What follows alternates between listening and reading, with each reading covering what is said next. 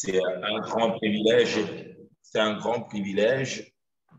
C'est un grand privilège pour nous de partager l'enseignement de la parole de Dieu avec tout un chacun de vous et particulièrement pour les couples qui sont déjà mariés et ceux qui aspirent à se marier. Et si vous ressentez dans votre cœur que vous êtes appelé à vous marier, vous êtes le bienvenu dans cette école sur les couples. Vaincre à deux l'ennemi du mariage, c'est la pensée de Dieu, de voir chaque couple, chaque mariage réussir. Vous savez, Jésus a dit aux gens de son époque, ça n'a jamais été dans la pensée de Dieu que des personnes qui sont unies devant Dieu puissent se séparer.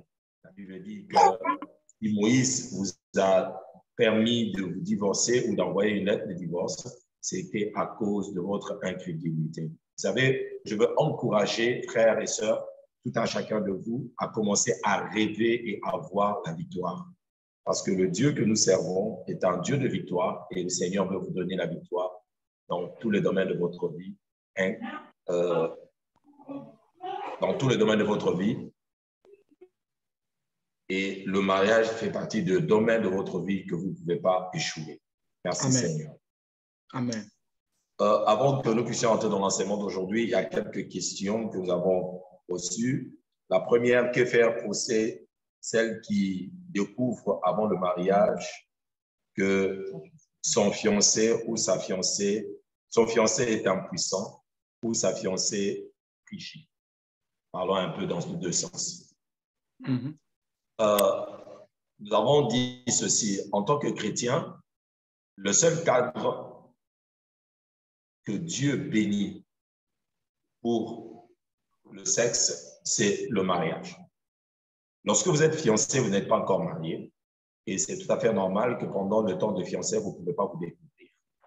Et il est pour moi, en tant que pasteur, incompréhensible pour les vrais chrétiens de commencer une vie sexuelle avant de se marier.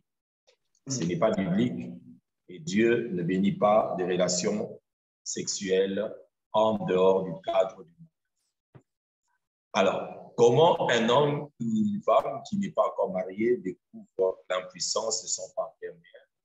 Je ne comprends pas parce que pendant cette période-là, vous êtes encore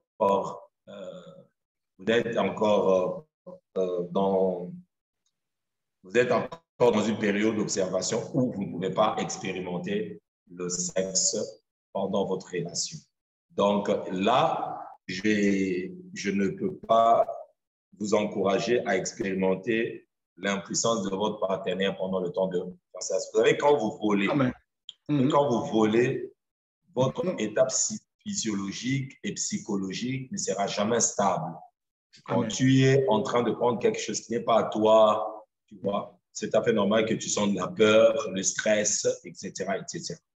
Donc, du coup, il est possible que vous puissiez expérimenter un manque de satisfaction dans la pratique du sexe dans un cadre qui n'est pas le cadre approprié pour expérimenter le maximum de bénédictions liées à la pratique ou bien de rapport sexuel qui est une bénédiction, je répète, une bénédiction que pour ceux-là qui sont mariés. Donc, je réponds très bien pour la personne que faire. Je dis, que faire? Je dirais, il faut se repentir. Amen. Amen. Il faut se repentir. Si tu es chrétien, se repentir. Amen. Et si vous êtes déjà marié et que tu découvrez cela, là, vous avez deux solutions. La première, elle est d'abord spirituelle, si vous êtes des croyants, c'est d'aller vers Dieu dans la prière et de demander à Dieu de guérir. J'ai vu plusieurs couples et des personnes être guéris de l'impuissance par la prière.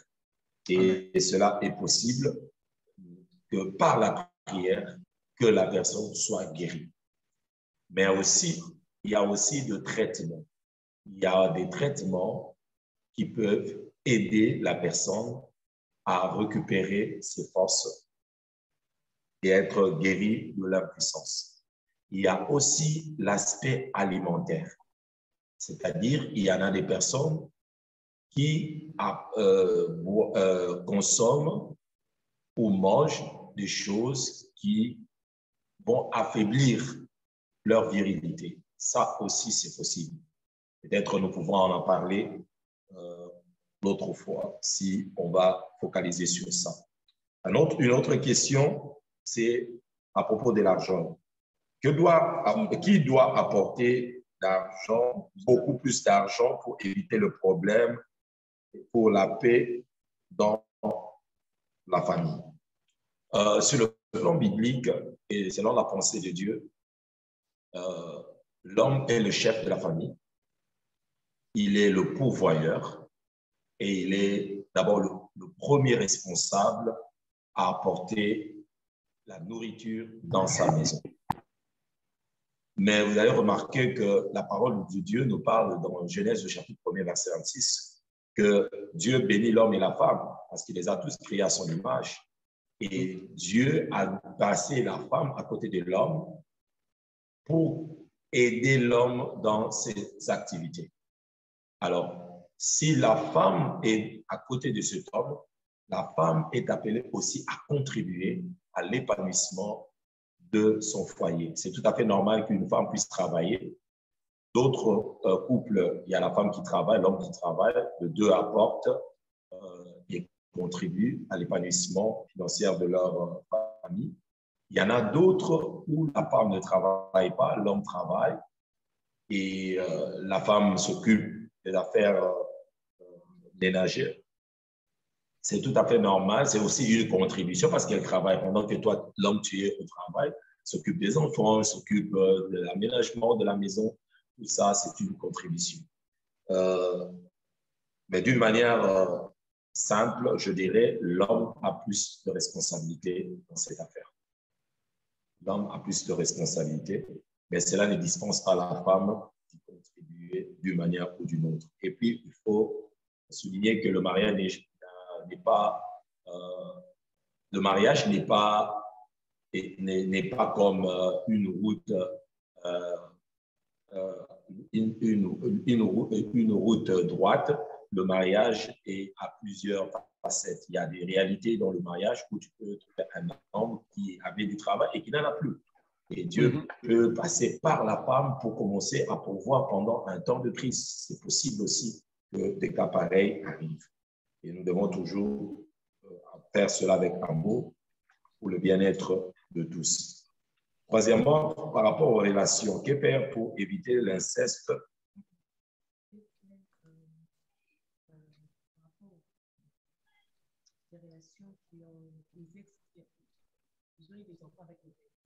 Comment gérer ces relations? Comment gérer une relation où un homme a eu d'autres relations avant et qui se retrouverait... Vous êtes dans le mariage. Vous êtes dans le mariage. Un conjoint a eu des enfants avant avec une personne. Comment gérer ces relations par rapport aux enfants? Ok, ça c'est simple. Vous savez, ce que Dieu nous demande pour notre mariage, c'est la prudence. La Bible dit, soyez simple comme la colombe, prudent comme le cerf. Ce que nous parlons tout autour de relations, il y a beaucoup de choses qui arrivent. Ce qui est vrai dans le mariage, nous devons tuer toutes les relations qui ne contribuent pas à construire votre amour et votre... Et si vous avez eu des relations antérieures, ou par exemple des ex, ou vous avez eu des enfants, vous devez toujours gérer ces relations-là ensemble. Le problème, c'est quoi? J'ai eu un enfant avant mon mariage, et puis ce que je fais avec cet enfant-là, la femme avec qui je vis ne connaît rien. Je peux dépenser, je peux envoyer de l'argent, je peux appeler sa mère ou la mère de mon enfant avec qui nous avions été, où nous avons eu cet enfant, et faire de projets sans autant associer la femme avec laquelle je vis, et vice-versa. J'ai trouvé beaucoup de couples où même la femme avait des enfants qu'elle n'avait jamais raconté à l'homme. Et l'homme s'est retrouvé dans un mariage où la femme ne lui avait jamais dit qu'elle avait eu des enfants avant. Et pendant le mariage, et puis la personne commence à se rendre compte que tout ce qu'elle donne à la femme, elle n'arrive pas à gérer. Pourtant, qu'est-ce que la femme faisait? Tout ce qu'elle avait, elle recevait de son mari. Elle allait aider aussi ses enfants qu'elle avait eus avant le mariage, que l'homme ne savait pas. Vous voyez le cas pareil, lorsque l'homme va se rendre compte que vous avez eu 2 enfants avant le mariage et que vous êtes en train d'aider ses enfants sans qu'ils puissent en être informés, c'est tout à fait normal que votre relation se fragilise. C'est comme ça que lorsque vous entrez dans un mariage avec un partenaire, il est important que vous soyez le plus sincère possible, le plus transparent possible et que votre passé, que vous puissiez le retracer. C'est très important. Si cela est fait au début, ça empêche les suspicions, ça empêche aussi que d'autres choses puissent entrer pour fragiliser votre couple. La réponse simple, c'est toujours faire les choses ensemble, toujours partager. Vous voyez.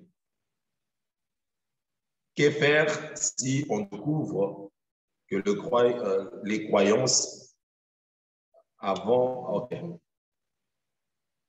Que faire si...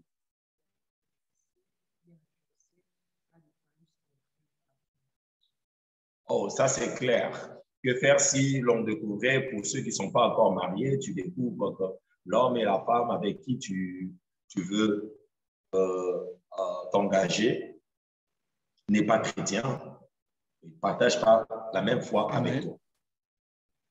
Vous savez qu'il y a beaucoup de religions qui n'ont pas de problème lié à la foi. Mais le Dieu de la Bible est un Dieu jaloux. Et vous allez remarquer qu'il y a beaucoup de religions où plusieurs personnes, des croyances différentes, peuvent se mettre ensemble sans que cela puisse les déranger. Mais ici, je suis en train d'insister en tant que pasteur et en tant que chrétien, pour ceux qui sont dans la foi chrétienne, que le Dieu de la Bible est un Dieu qui n'aime pas les mélanges. Exode chapitre 20, versets 2 à 3, la Bible dit « Tu n'auras pas d'autre Dieu devant ma face. Et tu n'adoreras pas les images taillées, les statues ou les idoles en bref. » C'est que ça fait partie de la pensée de Dieu pour chacun d'entre nous, de considérer l'élément spirituel et l'élément de la foi au début de notre engagement.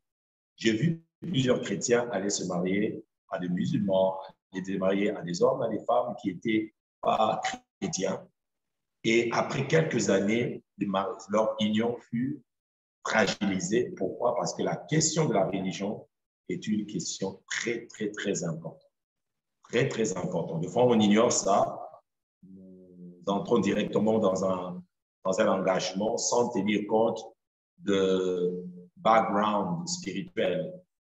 J'ai rencontré une jeune dame dans notre église qui est venue pendant notre programme de consécration. Et non, c'était même avant ce programme, qui nous a partagé comment elle a quitté un mariage parce qu'elle était chrétienne, elle servait dans une église, elle a rencontré un homme et l'homme était musulman. Et elle croyait que la personne va changer, elle va quitter l'islam. Vous savez, quand quelqu'un t'aime, surtout les hommes, ils peuvent tout faire. La personne s'est engagée.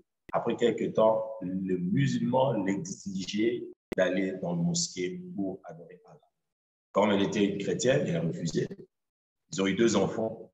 Et l'homme a insisté jusqu'au jour où l'homme a dit, si tu ne vas pas venir avec moi dans notre mosquée, c'est fini avec toi dans le mariage. La femme actuellement vit avec sa sœur, ils sont pris ensemble parce qu'elle n'était pas prête pour tout abandonner et suivre l'islam. Des choses pareilles arrivent souvent et nous devons être prudents pour bien s'engager au lieu de mal s'engager pour divorcer. Je pourrais ajouter à ce niveau ici, c'est là où on comprend qu'il y a une crise d'identité. Parce qu'un enfant de Dieu, même si ça tarde, il faut attendre. Il ne faut pas aller vite parce que tu veux te marier, tu vas se convertir, mais je vais les convertir. Toi, tu n'es pas le Saint-Esprit. C'est Dieu qui peut toucher les cœurs de quelqu'un. Alors, il faut préserver ta foi. Il y a des priorités dans la vie. Le mariage, c'est important, mais ta foi est plus importante. Ta relation avec Dieu est plus importante que n'importe quelle relation. Alors, il faut que Dieu soit la priorité. Si Dieu est ta priorité, tu ne vas pas t'attarder à t'engager à n'importe qui. Alors, sois patient, le Seigneur te bénira, il va te donner un enfant de Dieu. La Bible dit quand les fondements sont renversés, le juste que fera-t-il? Tout est question de fondements. Les fondements sont renversés, un enfant doit tenir ferme. Amen. Dieu viendra toujours à ton secours. Que faire pour des sujets qui dérangent l'autre? Ici, nous parlons de dialogue, parce qu'il y en a des sujets qui sont sensibles, que l'homme n'aime pas que tu abordes, ou la femme n'aime pas que tu abordes. Et là, souvent aussi, ça c'est un problème par rapport au dialogue. Moi, j'avais toujours l'habitude de dire à ma femme, si c'est quelque chose qui dérange, j'ai dit, bon, il faut qu'on en parle. Et même si je sens que ça dérange, tu peux sentir, lorsque tu abordes quelque chose et que l'autre n'est pas prêt pour que vous puissiez en discuter, soit son visage se défait ou bien soit cherche à esquiver le problème. Mais je pense que vous devez trouver toujours un bon moment. Parce que parler des sujets qui dérangent, vous devez être diplomatique. Trouvez toujours de bons moments pour aborder certains sujets. OK. Je suis en train de dire par rapport aux croyances, tu découvres dans les fiançailles, avant le mariage, que le partenaire, ton fiancé ou bien ta fiancée, vous vous accordez pas sur ce qui est sur le point de votre foi. Elle a une foi contraire à la tienne. Alors, quand tu es enfant de Dieu, tu ne peux pas, il y a des choses qu'on ne peut pas marchander. Il y a des choses qu'on ne peut pas discuter. Ta relation avec Dieu doit être la priorité en tout. Alors, si vous n'avez pas un même Dieu, ça ne vaut pas la peine. Peu importe le cœur qui bat là, retire-toi parce que ça va créer des problèmes. Soit c'est toi qui vas abandonner ton Dieu parce que toi, tu n'es pas le Saint-Esprit pour convertir la personne. Alors, mieux vaut attendre que le Seigneur te bénisse, qu'il te donne un enfant de Dieu. Alors, j'étais en train de parler, lorsqu'il y a une crise d'identité, on commence à marchander, à dire que non, qu'est-ce que ça fait? Il peut changer, il est meilleur que plusieurs chrétiens. On trouve toujours des excuses. Là, il y a une crise d'identité. Là, on comprend que les fondements sont renversés. Alors, le juste doit tenir ferme, faire confiance en Dieu. Une autre question était que faire lorsque vous abordez des sujets qui dérangent l'autre? Et ici, j'étais en train d'expliquer que c'est vrai qu'il y en a des sujets qui dérangent. Il y en a des sujets qui sont sensibles. Des fois, imagine-toi que tu as un enfant, que tu as eu un extra-mariage, et puis tu veux t'occuper, et puis ta femme n'est pas d'accord, etc., etc. Il y en a toujours certains sujets qui peuvent être sensibles dans le couple. Mais ici, nous devons avoir l'art de communiquer. Vous savez, vous pouvez toujours parler la vérité, mais malheureusement, souvent, nous n'avons pas toujours la sagesse pour mieux parler ou mieux expliquer nos pensées à l'autre. C'est comme ça que dans le change en tant que couple, nous devons être vraiment diplomates. Nous devons trouver toujours le meilleur moment. Choisir le meilleur moment pour discuter certains sujets. Et préparer aussi l'autre. Tu vois un peu? Et ça, c'est aussi très important. À ce niveau, je peux ajouter ceci. Là, de la part de la personne qui veut aider l'autre, qui ne supporte pas ces sujets-là, ça la frustre ou bien ça la dérange. Mais si tu es de ton côté, toi qui es dérangé, moi, je pense que quand on veut bâtir un foyer stable, un foyer solide, on doit briser notre orgueil. Des fois, c'est par orgueil qu'on ne veut pas... on peut trouver des excuses, définir comme on veut, mais moi, je pense que c'est de l'orgueil. Quand on brise notre orgueil, on est capable de s'humilier, d'écouter aussi, même si ce soit un reproche, même si c'est quelque chose qu'on doit discuter pour arranger. Je crois qu'il faut travailler notre caractère, travailler nous-mêmes pour être aussi à l'écoute de l'autre. Ce sont des choses, de fois, qui, plus ça tarde, plus ça peut engendrer beaucoup de problèmes. Mais mieux, plus vite on va traiter cela, mieux on va avancer. Comment établir la confiance dans un couple? Comment établir la confiance dans un couple? Je pense que la confiance, ça se travaille. Ça se travaille.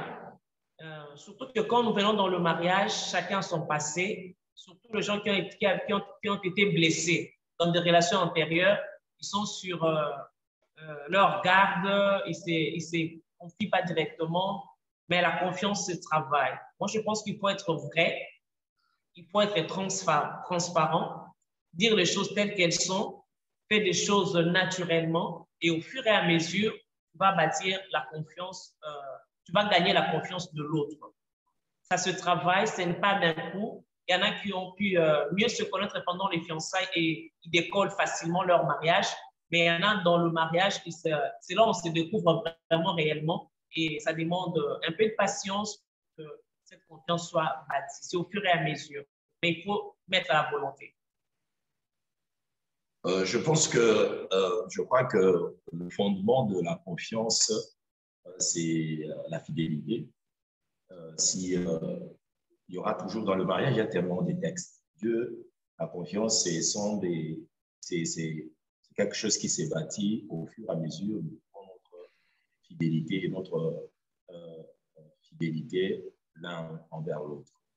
Vous voyez, je te laisse $1 million et puis je dis, je sais pas, on va faire ça, et puis je reviens, et puis tu as dépensé. La deuxième fois, on te laisse encore l'argent, tu as dépensé. La troisième fois, alors, la quatrième fois, je te laisserai pas cet argent parce que je sais que de ce côté-là, en fait, pour qu'on te fasse confiance par rapport à quelque chose, tu dois le prouver. Amen. Donc, c'est que la confiance, c'est une école qui va réussir des tests. Donc, tu dois réussir des tests. Je connais des femmes, leur mari ne leur laisse pas l'argent. Ils sont tellement dépensières. Et pourtant, gérer une famille, une maison, c'est aussi être prévoyant. Alors, si on n'est pas prévoyant, vous risquez aussi de vous retrouver dans une maison où vous êtes surpris de petits problèmes que vous pouvez prévoir et ne pas être exposé à l'ironie, à la honte, parce que la femme ou l'homme n'a pas été prévu. Vice-versa. Donc, tu as été avec une fille... Plusieurs morts dans tout. Il y a un frère, un homme dont la femme soupçonnait toujours. C'est avec une fille. Oh non, non, pourquoi tu es avec elle? Alors, le monsieur est venu dire, pasteur, ma femme n'a pas confiance en moi. J'ai dit, c'est normal. Est-ce que tu l'as prouvé qu'il peut te faire confiance? Parce que s'il y a 1, 2, 3 cas où elle t'a surpris faire quelque chose, il a mis en doute, c'est tout à fait normal qu'elle puisse soupçonner tes gestes, tes faits, tes sorties, c'est tout à fait normal. Vous voyez? Imagine-toi qu'une femme qui surprendrait un texte, par exemple, d'une fille qui est en train d'écrire à son mari de paroles d'amour. Toi qui es dans ce mariage, il y a quelqu'un qui est en train de t'écrire des paroles d'amour, tu n'en parles pas à ta femme. Et puis, ta femme te surprend seulement ton WhatsApp avec vraiment des conversations avec quelqu'un, tout ça. Moi, vraiment, I love you so much. Et ça, vous voyez, quand on aime comme ça dans les gens, ce sont des codes qu'on met, tu vois. Et la femme est surprise que tu t'appelles plus papy et que tu es devenu déjà John. Parce que vous savez, quand on triche, on change même des noms déjà. Alors, si ta femme te surprend ou surprend des conversations pareilles ou des échanges pareils, c'est tout à fait normal qu'elle perde un peu de confiance vis-à-vis de toi. Tu peux pas expliquer, oh non, mais je ne comprends pas, je ne sais pas vraiment cette fille, comment elle m'écrit comme ça. Quand elle t'écrivait au début, là, pourquoi tu n'avais pas parlé à ta femme? Si tu avais parlé à ta femme, tu aurais gagné sa confiance. Même si les SMS et les textes devaient abonder dans ton téléphone, elle va comprendre que non, non, non, non. Ça, c'est une tricheuse qui veut entrer dans votre foyer, dans votre maison, et elle pourra s'unir à toi et te faire confiance pour aussi lutter et prier contre cette invasion-là extérieure. Mais si toi, tu as déjà commencé des choses pareilles et tu caches, c'est tout à fait normal qu'un autre jour, lorsqu'elle te surprend, même avec un test qui n'a rien à voir avec des paroles d'amour, tu puisses te poser la question, oh, on a une sous.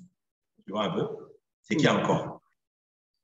Alors, la confiance, c'est quelque chose qui se gagne, c'est quelque chose qui se mérite. Moi, j'ai toujours dit à quelqu'un, ou même pas seulement à l'église, même dans les business, dans les affaires, pour ceux qui font des affaires, ils savent, ton partenaire ou le meilleur partenaire que tu peux garder pendant longtemps, c'est ces partenaires-là qui a prouvé sa fidélité envers toi. Donc, on ne peut pas faire route ensemble longtemps avec quelqu'un qui n'a jamais témoigné de la vie. Amen. Ok, prions le Seigneur. Tendre Père, merci pour ce temps d'enseignement. Merci Saint-Esprit pour le couple que tu es en train de guérir, que tu es en train de restaurer. Merci encore Seigneur parce que je me souviens encore de ce couple qui en lisant ce livre sur Vaincre à deux l'ennemi du mariage a dit, ça m'a vraiment aidé. J'étais en train de passer de temps difficile. Heureusement, Pasteur Mike, j'ai pu lire ce livre et ça a sauvé mon frère. Je me souviens encore de venir à un mariage à Kinshasa et un homme est venu vers moi juste après la prière et mon sermon. Il m'a dit, Pasteur, s'il te plaît, je viens de la Belgique, j'ai te suivi attentivement. Si j'avais écouté ces choses avant mon divorce, je ne serais jamais divorcé avec ma femme. J'ai compris qu'il y avait lieu de sauver mon mariage, mais je n'avais pas l'enseignement et je n'avais pas l'encadrement. Je prie, mon Dieu, qu'une personne qui va suivre cet enseignement, qu'il soit sauvé et que son mariage soit sauvé au nom de Jésus-Christ de Nazareth. Amen. Amen. Amen. Amen. Alors aujourd'hui, je veux aborder un autre aspect toujours de Vaincre à deux l'ennemi du mariage. J'appelle cela une alliance unique. Pourquoi nous parlons du mariage? En fait, c'est quoi le mariage selon Dieu? Et ça, c'est très important. J'aimerais que nous puissions comprendre que le mariage est une alliance sacrée pour Dieu.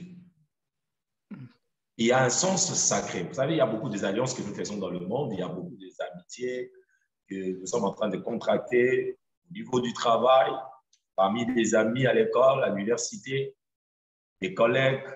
Nous bâtissons des relations et des amitiés un peu partout, car la vie est faite des relations. Tu ne peux pas prospérer seul, tu as besoin d'une compagnie. Ça, d'une manière générale. Mais ce qui fait du mariage quelque chose d'unique, parce que le mariage n'est pas simplement une relation entre un homme et une femme, parce que nous pouvons être dans des unions libres, mais lorsque nous parlons de mariage, c'est qu'il y a un aspect sacré pour Dieu, une alliance unique, et Dieu a placé derrière cette alliance de grandes richesses et de grandes bénédictions. Et il est prouvé que ceux qui se sont mariés correctement ont vécu de grands épanouissements. J'en ai béni de mariage. J'ai vu combien de gens ont pu prospérer, progresser simplement après être unis dans le lien du mariage. Pour mieux vivre de victoire dans le mariage, il est important de comprendre ce qui fait de cette union une alliance unique. Le mariage est une alliance unique. Et voici 4 choses qui font du mariage une alliance unique et sacrée. 4 choses qui font du mariage une union unique et sacrée. La première des choses, le mariage est une inspiration divine unique pour la productivité et pour la domination. C'est-à-dire quoi? Genèse chapitre 2, verset 18, il est dit, il n'est pas bon pour l'homme d'être seul. Lorsque Dieu voit il te voit, il voit un homme célibataire, comme j'ai toujours tendance à le dire, même dans mon église, je dis, les célibataires, faites vite, quittez ces statuts-là de célibat, parce que Dieu veut vous renforcer. Lorsque nous entrons dans une alliance, c'est pour nous renforcer. D'abord spirituellement, nous renforcer moralement, financièrement, nous renforcer dans tous les domaines, même intellectuellement. Il y a des connaissances que j'ai que ma femme n'a pas. Il y a des connaissances que ma femme a que je n'ai pas. Amen. Lorsque nous nous mettons ensemble, nous commençons à bâtir pas deux vies, mais une seule vie. Amen. Et le Amen. deux deviennent une seule chair, cela veut dire deviennent une seule vie.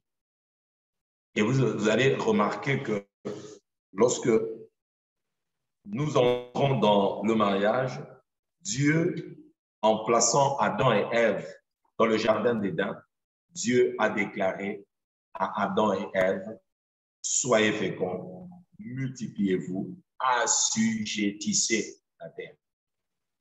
Lorsque l'homme était en train de travailler seul, il n'y avait pas un mandat de domination. Lorsqu'ils sont entrés dans le mariage, Dieu a précisé, maintenant tu peux commencer à dominer. Amen. Et j'ai vu combien dans le mariage, des hommes ont pu découvrir leur vrai potentiel. Tu es avec une femme qui te dit, tu es un champion. Tout le monde ne croit pas en toi, mais il y a quelqu'un à tes côtés chaque matin. Pourquoi tu es comme ça? On est au travail là, vraiment mon boss est en train vraiment de me traiter durement. Toi, tu es un courageux et ne crains pas. Dieu est à de notre côté. Vas-y, il ne faut pas te décourager. Et tu te réveilles avec un supporter. Yes. 24 hours. Quelqu'un qui t'encourage, quelqu'un qui te motive et quelqu'un qui croit en toi. Merci. Attends, je t'ai donné le travail de cultiver. Mais des fois, les résultats et la motivation dans l'activité dépendent aussi de l'environnement. Et si tu es dans un environnement où les gens ne croient pas en toi, t'oppressent par des paroles négatives, il est possible et probable que tes potentiels ne soient pas manifestes. Et j'ai vu plusieurs personnes dans le couple se découvrir leur potentiel. Pourquoi? L'une des choses que le mariage apporte, c'est venir réellement nous révéler. C'est sans Ève, Adam est caché. Sans Ève, Adam est caché. Et Adam est révélé par Ève. Vous savez, aujourd'hui, nous entendons, pendant des cérémonies de mariage, quelqu'un dit, oh, ma belle. Non, peut-être cette femme-là, tu es l'unique personne qui l'appelle ma belle. Elle peut être là, née d'une famille où elle a été oppressée, elle a été maltraitée et qu'elle n'a jamais découvert l'amour. Et une fois qu'il te rencontre et que tu l'aimes véritablement et que tu exprimes ton amour et que tu exprimes ton engagement de vouloir marcher avec elle, il faut te dire, OK. Comprenez un peu? Qu'est-ce que cet homme a découvert en moi? Et la plupart des femmes qui ont été aimées d'une certaine manière, si vraiment vous êtes sincères, c'était aussi quelque chose de découverte. Pourquoi elle s'intéresse à moi? Pourquoi, tu vois, elle veut ou il veut marcher ou bien l'épouser ou me marier. Et là, tu arrives à te découvrir.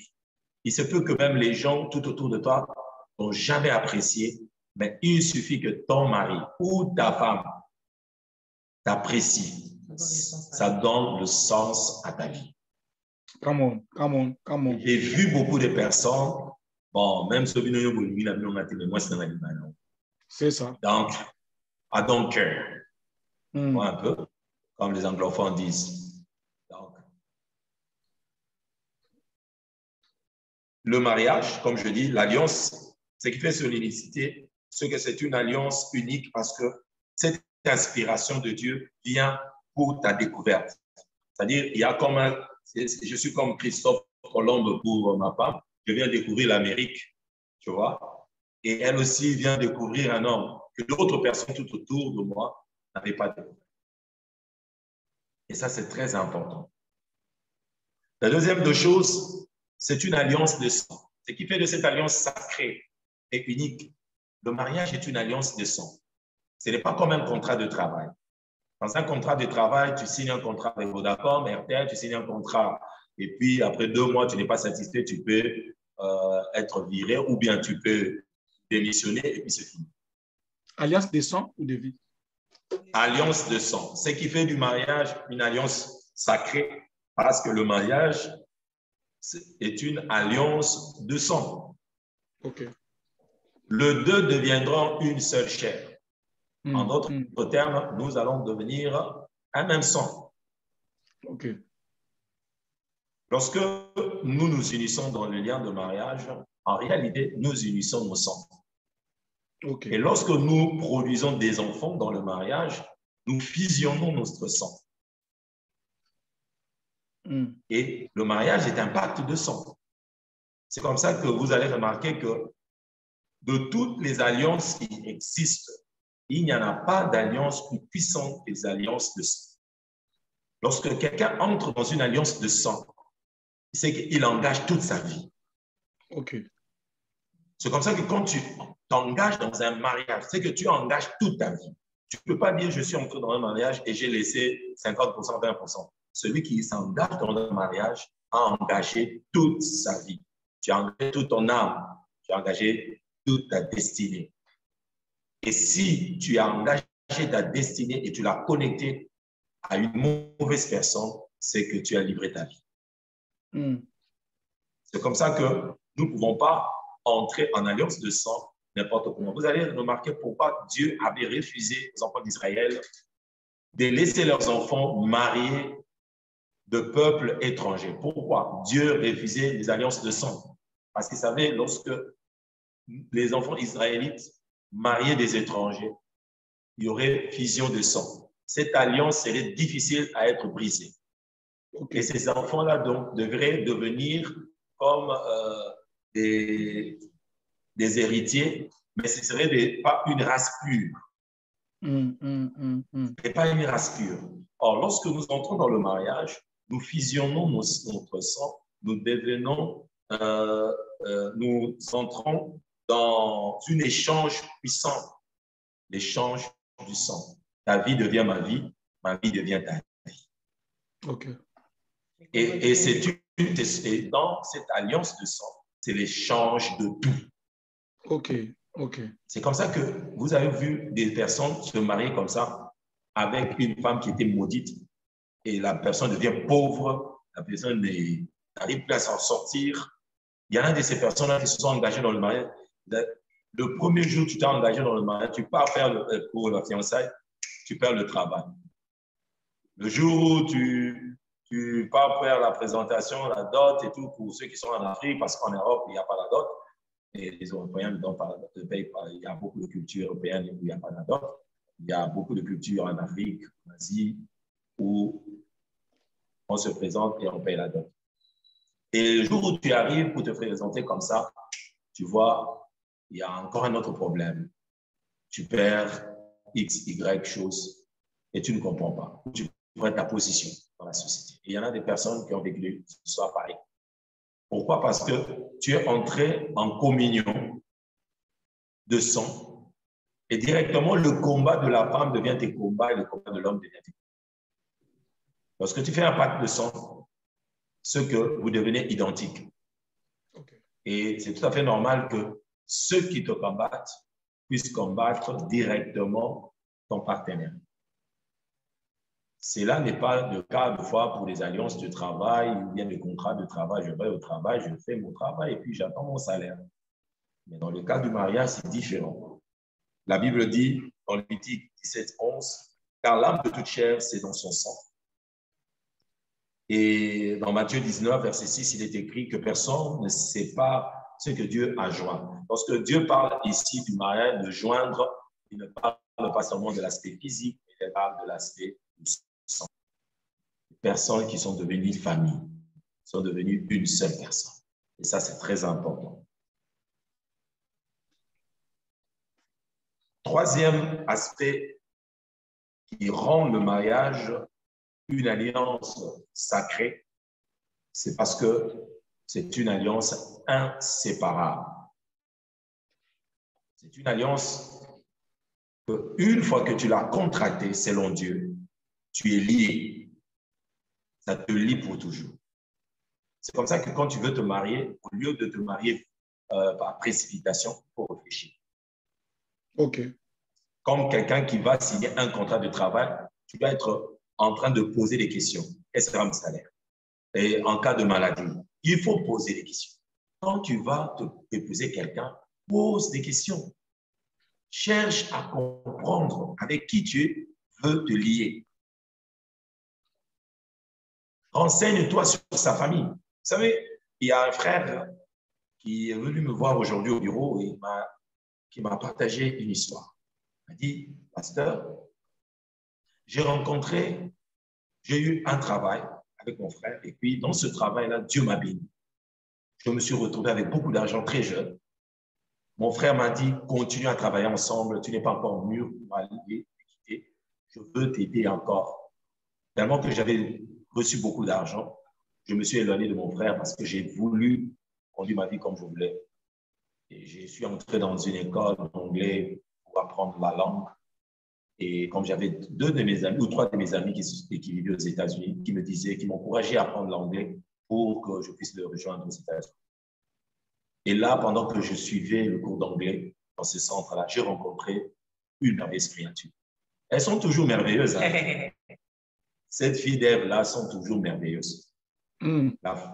Alors, cette fille d'Ève sont toujours merveilleuses. Et la fille l'a ébloui. Et le garçon, directement, commencé à faire un plan pour la fille. Elle a pris une maison, elle y mettait, elle a commencé à équiper, elle a pris la fille, elle a arrangé l'argent pour la dot, elle a donné l'argent pour qu'elle commence à faire des affaires à côté. Et puis, elle lui a montré que, en fait, j'ai quand même beaucoup d'autres réserves pour mes business. Mais j'aimerais que tu saches que j'ai quand même ça. En fait, il a ouvert son cœur, il a montré tous ses cœurs. Malheureusement pour le garçon, un jour, la fille qui avait la clé, qui connaissait déjà tout ce que le garçon faisait, elle est entrée dans la maison, elle a tout pris. Elle a tout pris. Elle a pris et l'argent réservé pour sa dot. Elle a pris l'argent de business du garçon. Toutes ses réserves, elle a tout pris. Et le meuble, la fille est partie. Oh. Oh. Et le garçon revient dans sa maison. Le garçon revient comme ça. Bam, bam, bam, bam. C'était comme si le ciel est tombé sur sa tête. Il chasse à ma cam. Waouh! Et c'est comme ça que le garçon a commencé à pleurer. Il a commencé à appeler seulement ses frères. Il appelle son frère, il appelle sa mère. Et les gens venaient le trouver comme ça, deuil. Qu'est-ce qui se passe? Voilà la fille que j'avais rencontrée, que je voulais épouser, que j'avais dit que je veux marier. À tout prix. On lui a dit, elle a pris quoi? Elle a dit tout. Mais yo peux m'envoyer le bon barbon. Comment je pouvais faire? J'ai gardé l'argent dans la maison. Je ne pouvais pas me promener avec l'argent. Vous comprenez? Donc, je m'arrête et la personne a souffert. C'était en septembre passé. Aujourd'hui, nous sommes au mois de février. Ça fait 5 mois l'histoire que je vous parle. 5 mois, la personne souffrait. Et son frère aîné même lui a demandé, hey, tu ne peux plus rester seul, viens rester avec moi. Je n'aimerais pas que tu puisses tomber en cours de route. Et il m'a partagé, pasteur, vous imaginez que j'étais dans l'arrêt en train d'attendre un bus et puis je me suis vu seulement en train de marcher et je n'ai pas compris. Je me suis retrouvé dans une autre ville, dans un autre quartier sans le savoir. Et je me suis réveillé, sursauté. Oh, comment je suis ici? Comprenez? Juste une déception à ce niveau-là. Je dis, toi, tu es béni parce que Dieu n'a pas voulu que tu puisses mourir. Si tu étais entré dans ce mariage-là, tu serais mort à la première semaine, à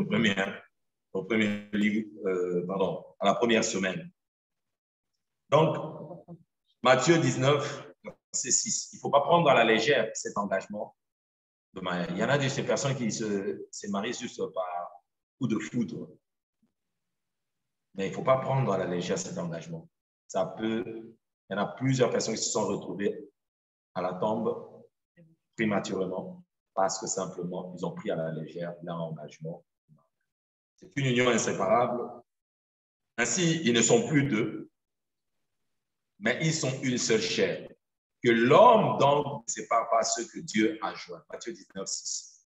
Lorsque nous sommes unis dans le lien du mariage, Dieu ne voit pas la dissolution. Tu vois? Et ici, je veux essayer d'ouvrir une parenthèse pour nous qui sommes chrétiens. Le divorce n'est pas de Dieu. Et Dieu n'aime pas le divorce. Dieu est le divorce. Et dans la parole du Seigneur, nous trouvons dans 1 Corinthiens chapitre 7, les chrétiens de Corinthe ont écrit à l'apôtre Paul au sujet de mariage, de relations.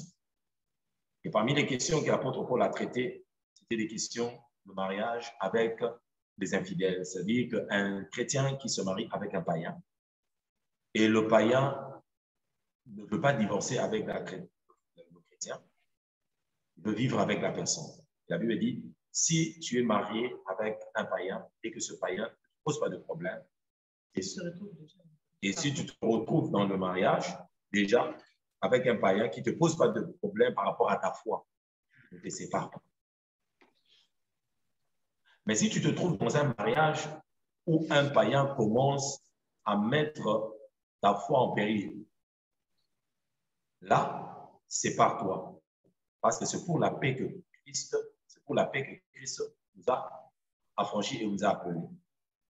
Dans ce cas-là, le chrétien n'est pas lié.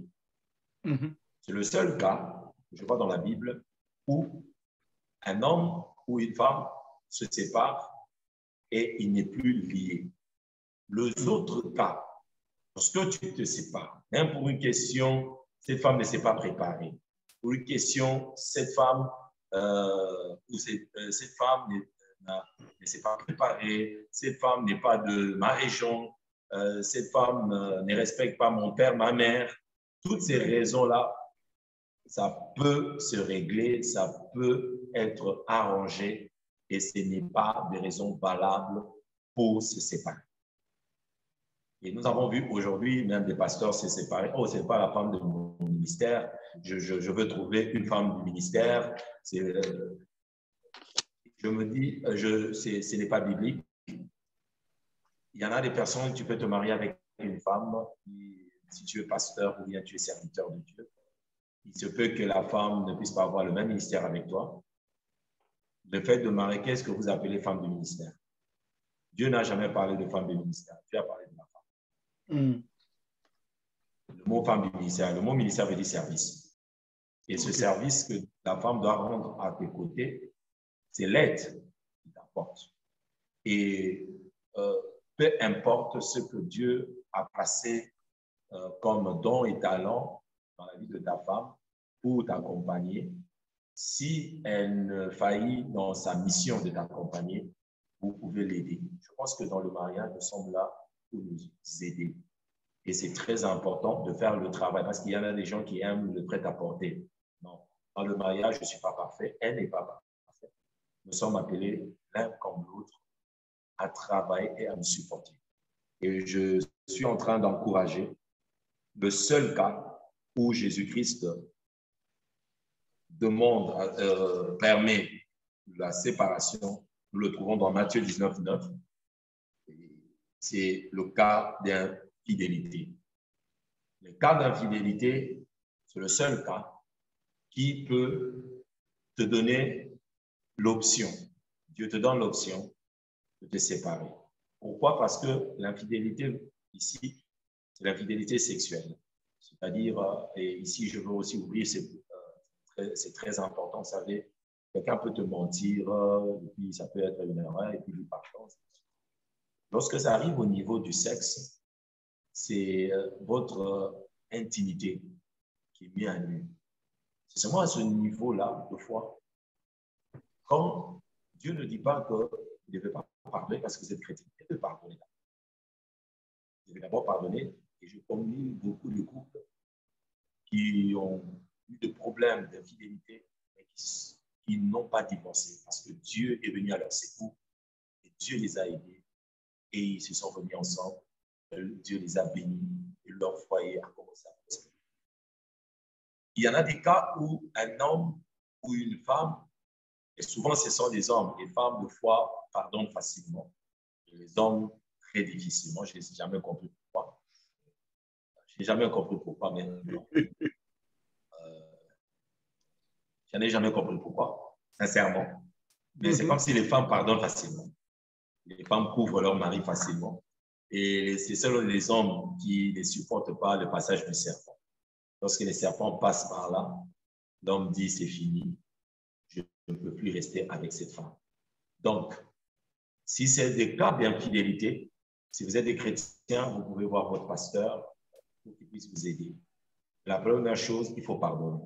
La deuxième chose, il faut tenter de voir si vous ne pouvez pas répondre. Et si vous sentez que j'ai connu des personnes, c'est la femme qui dit non, je ne supporte plus, je sens plus que je veux continuer parce que j'ai l'impression que cette image me revient souvent. Et vous voyez, l'homme est prêt à pardonner, mais la femme n'est pas. Si l'un, le partenaire n'est pas prêt pour continuer à ce stade-là, vous pouvez vous séparer. C'est le seul cas où Jésus lui-même parle de séparation. Amen. Amen. Cette union est sacrée, quatrièmement, parce que c'est une alliance de bénédiction. J'aimerais que quelqu'un écrive bénédiction. Parce que lorsque nous venons à l'église, nous venons pour la bénédiction. C'est-à-dire, nous apportons cette alliance devant Dieu afin que Dieu puisse bénir cette alliance. C'est une alliance sacrée et une alliance bénie du Seigneur. Et il est prouvé de Genèse, imagine-toi, il est prouvé, que ce soit dans les Écritures, que ce soit dans la vie courante, que plusieurs personnes qui se sont bien mariées ont expérimenté des très, très grandes bénédictions. Dieu le bénit en disant, soyez féconds, multipliez-vous, remplissez la terre, assujettissez et dominez. Vous voyez un peu, comment tu te maries comme ça, tu as une nomination. Tu te maries comme ça, très bien. Le Seigneur ouvre vos avoirs, ouvre vos affaires. Et la plupart de fois, nous avons vu combien Dieu a accompagné des hommes et des femmes qui sont bien mariés à commencer à s'épanouir et à commencer à s'étendre financièrement, matériellement, à s'ouvrir. Parce que Dieu a lié plusieurs bénédictions dans le mariage. Vous savez, même dans nos sociétés, il y en a certains travails qu'on ne peut pas te confier si tu n'es pas marié.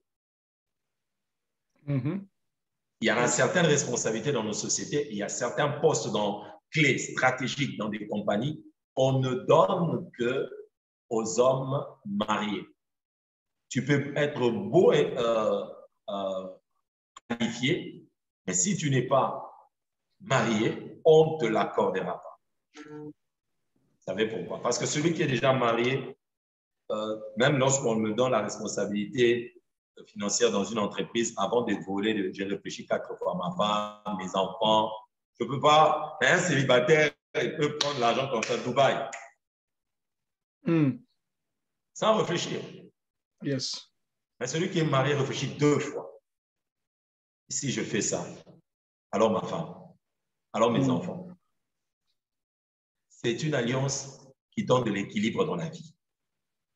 C'est une alliance qui nous établit sur les hauteurs de grandes responsabilités. Et à partir du mariage, Dieu a placé plusieurs bénédictions. Pas seulement la maternité, pas seulement la maternité, la domination, l'influence. Et j'ai vu combien les gens ont commencé à respecter certaines personnes. Tu étais jeune, mais le jour que tu étais marié, on dit, ah, messieurs, c'est une mademoiselle, le jour où on dit qu'elle est mariée, on dit, madame. Vous voyez, le respect est doublé. Pourquoi? Et moi, c'est à vous. Et les gens commencent à te respecter à cause de cette alliance-là. Ils ajoutent. quelque chose de plus. Donc, voici les 4 choses que j'aimerais partager qui m'aident à encourager un homme et une femme à bien s'engager et à se marier avec l'homme et la femme de sa destinée. Que Dieu vous bénisse. Amen. Amen. Que le Seigneur Dieu nous bénisse. Merci beaucoup. Et j'aimerais que nous puissions rapidement passer aux questions. Alors, comme d'habitude, moi, j'ai 3 questions que j'aimerais poser pour les gens qui ne veulent pas poser des questions, aussi pour moi-même. Ma première question est celle-ci. En parlant sur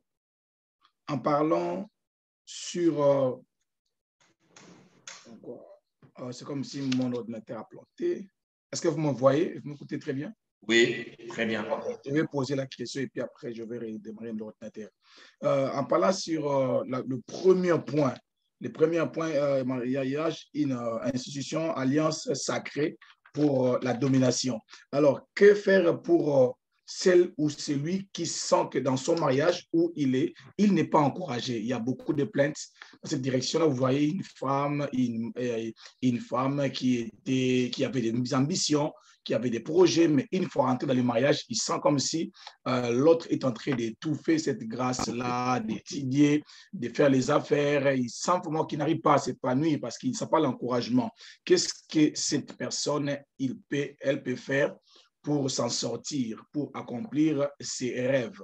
C'est ce que j'avais comme question. Si le pasteur Mike peut répondre. OK.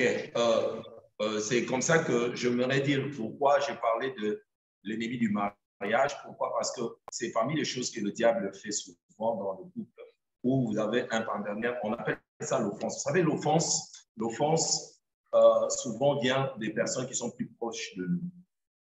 Un homme marié a besoin d'entendre sa femme l'encourager, l'apprécier. La femme aussi a besoin d'entendre son mari l'apprécier. Tu as bien préparé, tu es bien habillé, tu es une femme intelligente. Oh, tu as bien prêché si tu es dans le ministère. C'est très important. Alors, le contraire, lorsque tu parles mal, ça détruit l'autre, ça le diminue et ça l'opprime, ça l'oppresse. Que faire? D'abord, lorsque l'autre parle de cette manière-là, la première des choses en tant qu'enfant de Dieu, il faut commencer à le faire remarquer.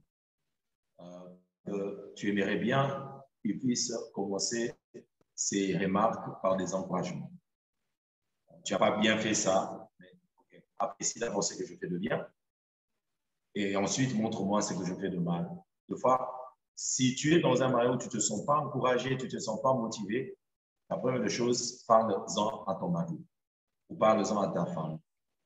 Et si tu sens qu'il ne t'écoute pas, cherche de l'aide, c'est-à-dire tu peux trouver des conseillers conjugaux, tu peux trouver un pasteur, quelqu'un de mature pour partager, peut-être il peut vous aider, pour montrer à l'autre comment il doit être un supporter, un encourageur de l'autre dans le cadre. Et puis, j'aimerais rajouter ceci. Le point que nous sommes en train d'aborder, c'est la pensée des dieux. Ce n'est pas que du coup, tu entres, c'est automatique. C'est ce que Dieu veut et on travaille pour rejoindre la pensée des dieux. Exact. Ça peut venir plus vite pour les uns et un peu plus lent pour les autres, mais c'est la pensée. Quand nous savons que telle est la pensée des dieux, nous allons nous accorder pour atteindre la pensée des dieux. Et c'est par rapport à cette chose que nous sommes. Il y a un ennemi qui vient pour nous décourager à travailler là-dessus pour atteindre la pensée des dieux. Donc, c'est Dieu qui veut que ça soit une union sacrée, une union inséparable, mais l'ennemi viendra pour essayer de vous séparer. Et connaissant la pensée de Dieu, nous allons travailler pour éviter cette séparation, ces divorces-là. Et comme la question que si l'homme n'apprécie pas ou bien il ne t'encourage pas, il va t'étouffer, tout ça, ce sont des choses qui peuvent se travailler. Il y a des gens qui ont connu les 5 premières années, c'était dur, les 2 premières années, ce n'était pas facile, mais au fur et à mesure, ils ont arrivé à gagner cette bataille-là. Donc, ce n'est pas d'emblée, ce n'est pas automatique. Pour les uns, ça peut venir plus vite. Et moi, j'encouragerais surtout ceux-là qui ne sont pas encore mariés. Ce sont des sujets pour lesquels il faut toujours parler et discuter. Souvent, quand nous sommes dans les fiançailles, c'est ça. Allô bébé, qu'est-ce que tu as mangé? C'est pas mauvais. Mais il faut discuter aussi sur l'avenir. Discuter aussi sur des choses. Qu'aimerais-tu faire? Là, tu sauras déjà, on peut discuter sur des choses essentielles qui vont nous aider à décoller facilement. Mais si on ne fait pas cas de ces choses, on parle d'autres choses, de divers, mais quand nous entrons dans les mariages, on réalise qu'il n'y a pas que ça et que le mariage n'est pas une délivrance de l'impudicité, c'est toute une vie qu'on est en train de construire, de bâtir. Et là, on commence un peu en retard dans le mariage. Mais si on est déjà avisé par ces choses, je crois que les célibataires vont bien se marier parce qu'ils vont bien préparer leur mariage. Ils vont traiter les points essentiels. Amen. Deuxième question, merci beaucoup, maman. Deuxième question, et en quoi la bénédiction nuptiale est importante? En quoi cette bénédiction nuptiale est importante? Parce que beaucoup de gens se disent, j'ai déjà donné la dot, alors tout peut commencer là. Et en quoi la bénédiction nuptiale est importante? La Bible dit que le mariage soit honoré de tous. Et la bénédiction, en fait, la bénédiction, comme vous l'avez ici, on dit que et Dieu les bénit. Le premier mariage a fonctionné parce que Dieu avait béni ce mariage. Dieu avait déclaré des paroles. Bénir veut dire déclarer de bonnes paroles. Et Dieu a déclaré que ce mariage devait être fécond. Ces personnes mises ensemble devaient dominer, assujettir. Ça, ce sont des paroles de bénédiction. Alors, chaque fois que tu as un projet comme le mariage, si tu l'apportes devant Dieu, c'est pour demander l'assistance et l'accompagnement du Seigneur. Et la Bible dit que celui qui bâtit sans Dieu, c'est en vain qu'il bâtit. Celui qui veille sans Dieu, c'est en vain qu'il veille. C'est une manière de dire, Seigneur, nous venons sous votre couverture. Nous venons chercher votre accompagnement. À deux, nous ne pouvons pas réussir. Nous avons besoin de cette troisième corde, ta présence, pour que nous puissions être capables de devenir féconds, avoir un mariage fructueux. Et sans toi, nous ne serons pas productifs. Pardon, pasteur, je vais éclaircir un peu la question. Okay. Après la dot, nous ne sommes pas bénis. C'est ça un peu la question. C'est comme ça. Après la dot, on a besoin de la bénédiction. La dot, c'est la famille. On a honoré au niveau de la famille. Alors, il faut que devant Dieu, que ces mariages soient aussi honorés. Ce n'est pas question de cérémonie, ce n'est pas question de robe blanche, ce n'est pas question. C'est juste ces paroles-là de bénédiction. Même à la fête même de la dot, on peut bénir le couple. La bénédiction de Dieu, c'est quoi? C'est vrai qu'ici, on parle de cérémonie des églises, tout ça. Mais la pensée de Dieu n'est pas autour de ça. La pensée de Dieu n'est pas autour de la cérémonie. La pensée de Dieu, de la bénédiction, c'est autour de la bouche de Dieu qui est en train de vous bénir et de vous accompagner. Lorsque vous vous engagez dans le mariage, vous avez besoin d'abord de la bénédiction des parents. C'est la première bénédiction dont vous avez besoin. Parce que l'homme quitte son père et sa mère, la femme de même, ils s'attachent pour fonder une famille. Les parents, là, sont vos premières personnes à vous bénir. Ça veut dire, honore ton père et ta mère, afin que tu puisses jouir de la vie et avoir une vie longue. C'est-à-dire, lorsque tu as honoré ton père, tu as honoré ta mère, ils vont te bénir. C'est le premier niveau de la bénédiction dans le mariage. Et nous, dans certaines cultures, on appelle ça mariage de famille, au niveau de la famille. Le deuxième niveau de la bénédiction, c'est le niveau de la bénédiction des dieux. C'est prononcé par des serviteurs de Dieu. Ce sont des représentants du Seigneur, parce que la Bible dit que Dieu ne fait rien sans avoir révélé ses plans à ses serviteurs, les prophètes. Dieu est derrière la parole de ses serviteurs pour l'accomplir. Dieu a placé dans la bouche de ses serviteurs les paroles de bénédiction. C'est comme ça que nous venons à l'église. Et le pasteur prononce des bénédictions. Il y en a des choses que les parents peuvent briser à cause de leur position de parents. Il y en a de ces choses qu'il n'y a que Dieu qui peut le briser à cause de son onction au travers de ses serviteurs. Merci. Merci.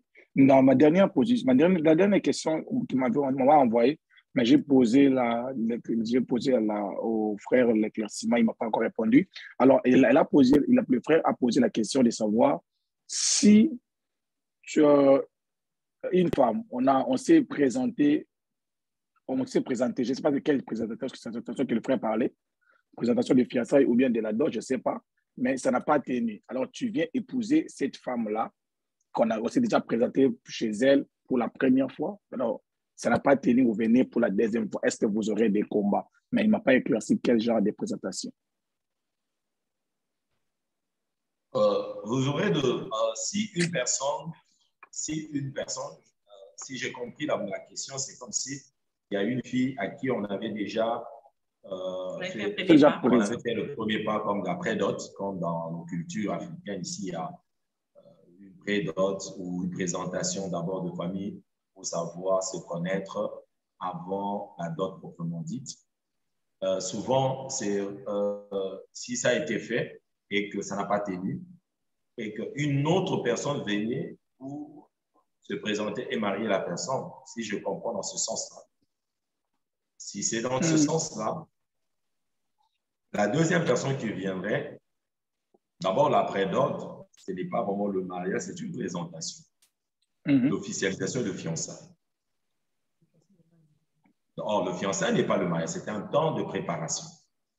Et le fiançailles peut se briser. Donc, il n'y a pas de problème. Lorsque tu brises le fiançailles, ce n'est pas un péché. Parce que c'est un temps d'observation. Tu vois? Et si quelqu'un d'autre venait et puis épouserait la personne, il n'y a pas de problème. Ça, c'est pas un problème. Très bien. Une autre question encore. Est-ce que le pasteur peut bénir un mariage, peut bénir un couple après le mariage traditionnel sans faire encore le mariage de l'état civil? C'est-à-dire que les gens il y a eu la dot, mais les gens ne sont pas partis chez l'État. Et après, ça, est-ce qu'ils peuvent venir à l'église pour recevoir la bénédiction? OK, ça dépend de législation, comme ici au Congo, par exemple. Lorsque tu veux bénir, tu veux faire le mariage civil, il faut que vous puissiez avoir fait le mariage coutumier. C'est-à-dire, il faut que, au niveau de la famille, que vous puissiez pour que vous puissiez avoir le mariage civil. Et le pasteur, normalement, doit s'informer que les étapes au niveau de la famille ont été réglées et au niveau aussi de l'État et que cela a été réglé. Mais il y en a aussi certaines exceptions qui peuvent arriver. Peut-être ils ont eu un problème. Si au niveau déjà de la famille, le mariage a été conclu et qu'il n'y a pas vraiment de problème, c'est tout à fait normal que le pasteur puisse bénir. Ce n'est pas un problème. Mais le problème ici, nous sommes dans une société où nous avons aussi César. À Dieu, c'est qui est à Dieu. À César, c'est qui est à César. C'est comme ça que souvent, nous conseillons, ce sont des conseils, nous conseillons les couples à aller présenter leur union pour se sécuriser au niveau de l'État. Parce que si vous avez un problème même au travail, comment justifier que c'est un pas? L'État va demander un document. Et souvent, l'État va demander le document qui est délivré par l'État civil. Donc, et si vous ne l'avez pas, il y en a aussi des choses que vous n'allez pas pouvoir accomplir et faire parce qu'on ne va pas considérer votre marché. C'est limité. OK. Une autre question encore. Une autre question encore que quelqu'un m'a envoyé. Alors, est-ce que c'est obligatoire après la dot? Il faut toujours aller dans la bénédiction nuptiale avant la relation sexuelle? Nous conseillons oui. Oui pour les chrétiens. Oui pour les chrétiens, pourquoi? Parce que lorsque tu vas dans le mariage, tu as besoin de l'accompagnement de Dieu. Vous savez, entrer dans un mariage, c'est aussi comme quelqu'un qui entrait dans une bataille. Et dans 1 Samuel, chapitre 17, verset 47, David dit que la victoire ne dépend pas de l'épée ni de la lance. C'est à Dieu que vient la victoire. Tu veux gagner ton lit conjugal, tu veux gagner ton homme, ta femme. C'est comme ça qu'il y en a beaucoup de personnes qui entrent après quelques semaines de mariage, il a l'impression que, ah, moi, c'est moi, j'ai pas ici, le dégoût. Et puis, on commence à chercher ailleurs. Et on a vu beaucoup de gens désespérés aller même chercher des féticheurs pour que leur mari puisse rester à la maison. Donc, l'aspect de bénédiction nuptiale est très, très, très important pour les chrétiens parce que le mariage est une union spirituelle et sacrée. Et vous avez besoin de l'accompagnement de Dieu. Et cette prière-là est très importante pour commencer. Et souvent, les gens qui sont à l'étranger, quand ils payent la dot au pays et ils se mettent ensemble, mais un serviteur de Dieu peut vous bénir même par téléphone. C'est une bénédiction. C'est important. Vous n'avez personne, vous ne connaissez personne tout autour de vous à l'étranger, là où vous êtes. Au moins, vous connaissez un serviteur de Dieu qui peut vous bénir même de loin. C'est très important. Ce n'est pas question de cérémonie, mais c'est cette prière-là, en fait. Inviter Dieu. Et vous pouvez commencer avec Dieu. Parce qu'on peut bénir même dans le bureau du pasteur. On peut bénir même. Non, ce n'est pas que la bénédiction du ciel dont nous parlons ici, ce n'est pas la cérémonie que nous avons aujourd'hui autour des robes blanches, des photos, des fleurs, tout ça. Non, je ne parle pas de ça. Moi, je parle de l'aspect sacerdotal, l'aspect de transfert de bénédiction au travers un oint de Dieu, un représentant du Seigneur, autant que l'État civil, il y a un représentant de l'État pour acter votre union. Dieu a ses représentants pour acter cette union-là et libérer la bénédiction sur votre mariage, votre union. Et ça, c'est très important. OK. Je veux donner la parole à ceux-là qui sont là prêts à parler avant tant que je lis d'autres. Si vous pouvez parler, poser votre question directement, rapidement, vous pouvez les poser. Je suis en train de lire d'autres questions ici. Il y a, yes, vous avez une question là à poser, vous pouvez poser votre question. Papa Laberge, vous pouvez poser la question. OK. Bonsoir à tout le monde. Bonsoir, pasteur. Bonsoir. Oui, j'aimerais savoir comment gérer les fiançailles à distance. À distance, ça veut dire quoi? Étant donné que la fiancée est dans un autre pays et le fiancé dans un autre pays. Et j'ai une autre question. Et maintenant, la dernière question, c'est quoi? Comment gérer une situation comme celle-ci? La dot a déjà été faite. Elle a déjà été faite. Quelques jours après, on vient te dire que ça ne suffisait pas, qu'il faut encore payer. Comment gérer ça? OK. Je vais répondre par rapport à comment gérer une relation à distance. Moi, je pense que quand il y a l'amour, surtout de nos jours, il y a l'Android, on peut toujours parler, on peut garder cette flamme d'amour. Tout en étant chrétien, bien sûr. Comme j'avais dit hier, on n'est pas des acteurs de pornographie. On n'est pas là pour envoyer des photos nues dans les enfants de Dieu. Mais nous gardons cette flamme en communiquant, en discutant. Je pense que de là, on peut bien gérer la relation et on s'est fait confiance. Je crois que c'est possible de gérer à distance la relation en étant dans des enfants de Dieu. Nous nous gardons dans la foi, nous prions ensemble, nous discutons sur des sujets essentiels, sur notre couple, sur des sujets on peut parler même de nos enfants, on peut parler de choses importantes, mais en gardant notre identité, en partageant la parole de Dieu, en priant ensemble, en rallumant cette flamme de l'amour, parce que moi, je pense que l'amour n'a pas de distance. Amen. Par rapport à ce que vous avez dit, que vous avez donné la dot et qu'on a dit que ce n'était pas assez, il faut ajouter. Là, je crois que soit la famille de l'homme n'avait pas bien parlé, n'avait pas bien négocié, je ne sais pas. Comment est-ce qu'on doit encore rétaxer? Bon, ça arrive. Vous savez, moi, je parle comme un homme. Ouais, je parle comme un homme. Vous savez, quand vous êtes dans une négociation et que vous êtes vraiment décidé à acheter ou à avoir la chose dont vous vous avez besoin. Il se peut aussi qu'il y ait certains rebondissements dans la façon de discuter sur le prix de la chose, etc. Mais si tu y tiens, tu sauras toujours comment négocier. Quand nous allons dans les c'est plus symbolique. Et quand on ajoute des histoires pareilles, vous devez toujours trouver des bonnes personnes pour savoir bien parler, négocier, et ne jamais utiliser la colère, ne jamais utiliser les réactions brutales, parce que vous êtes en train d'entrer dans une relation, dans une alliance sacrée. Ouais. OK. OK. C'est peu qu'on ajoute, et puis bon, si on ajoute $1000, bon, tu discutes. Pas $1000, on va vous expliquer les raisons. Et puis, vous laissez un peu de raison. Et après, vous dites, voilà, moi, j'avais déjà parlé à ma famille si c'était tout. Pas, ou bien, bon, je veux vous donner juste un $200.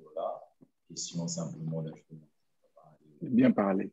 Il y a toujours moyen de parler et de régler de telles choses. Ça arrive souvent. Amen. Tu vois, les Européens, il n'y a pas de dot. C'est facile. Mais on sait comment détourner ça avec la sagesse divine. Et une relation à distance, comme Momi vient de le dire, moi et ma femme, nous avons passé 2 ans de fiançailles à distance. Il n'y avait pas d'Android. Il n'y avait pas d'Android. Nous avons des SMS à l'époque. Et puis, il y avait des cartes de WoW, je me rappelle encore en Afrique du Sud. J'étais étudiant à l'Institut. Chaque fois que je sortais, du coup, je me donnais ce devoir-là de l'appeler. La première des choses, je veux te dire, il faut toujours appeler. Il faut que tu sois au courant de ce qui se passe chez l'autre. Ne passez jamais une semaine sans que vous puissiez vous appeler. Vous savez, quand il n'y a pas de communication, il n'y a pas de relation.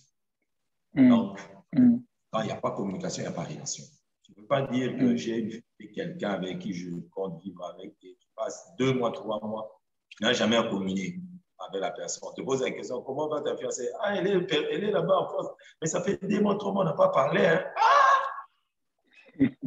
Donc, gérer une relation à distance veut dire gérer la fréquence de communication.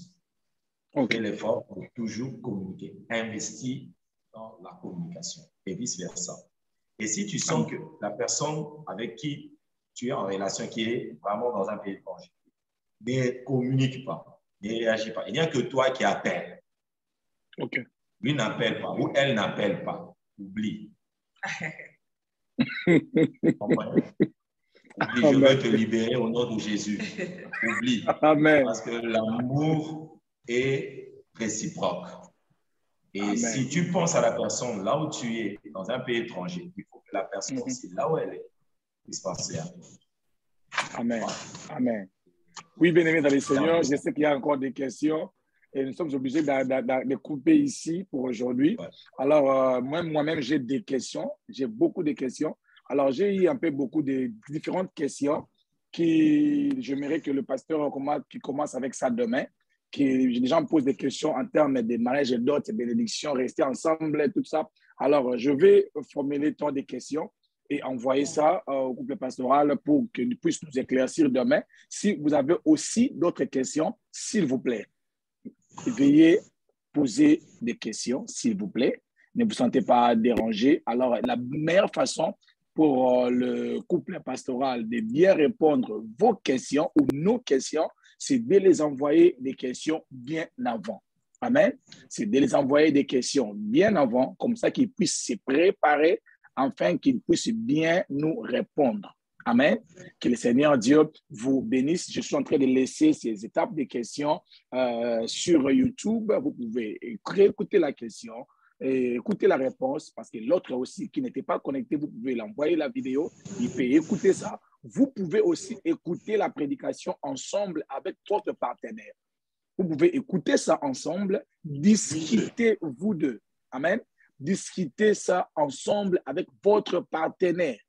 Amen. Les chrétiens de Béret, les chrétiens de Juifs de Béret, ils examinaient chaque jour les Écritures pour voir si ce qu'on leur disait était exact.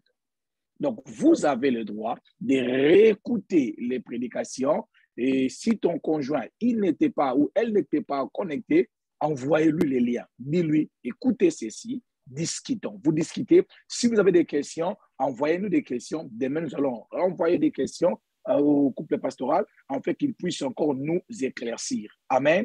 Que Dieu puisse bénir. Demain, j'aimerais commencer à parler sur les clés des victoires parce que j'aimerais commencer à donner des solutions parce qu'il y en a tellement beaucoup de défis dans des couples. Ce qui est important, ce n'est pas seulement de savoir qu'il existe un diable, qu'il existe des problèmes, des conflits, des hommes. Mais ce qui est important, ce sont des clés que le Seigneur nous a données pour vaincre et être toujours victorieux dans votre relation avec l'homme et la femme que Dieu vous a. Alors demain, je vais commencer à parler sur les clés des victoires, comment vous pouvez faire fonctionner votre couple et ne jamais tomber devant des être toujours en train de célébrer les victoires en tant qu'homme et femme mariés dans le couple et dans le Seigneur. Amen. Que Dieu nous bénisse.